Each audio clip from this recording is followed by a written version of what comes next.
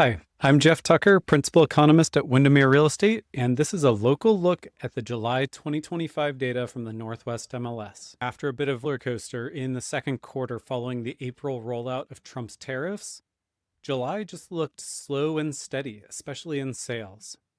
We saw 4% more closed residential sales across the Northwest MLS in July than last year, and 3% more pending sales.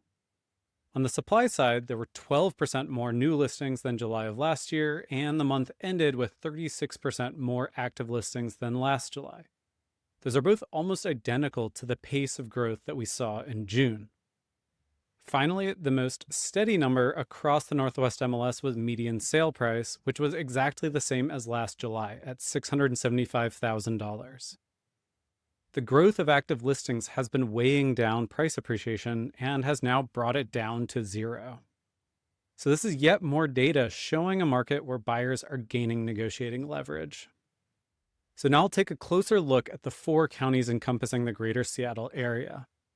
Closed sales climbed here by 1% from last year, actually led by growth in Pierce County, which did offset a tiny decline in King County.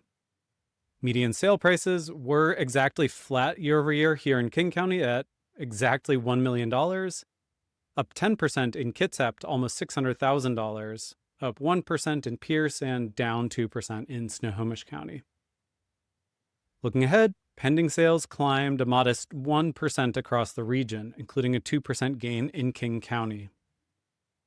On the supply side, the 4-county greater Seattle area had over 9,000 active listings at the end of July, or 38% more than the same time last year.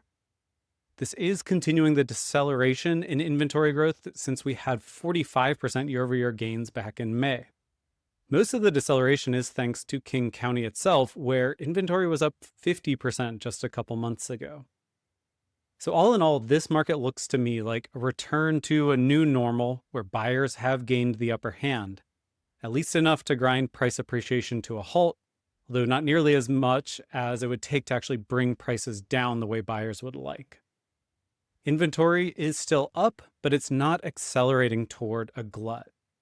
And new listings are continuing to deliver a lot of new options for buyers here in the dog days of summer. All right, that is all I've got for this local look at the July 2025 data. Thank you for watching.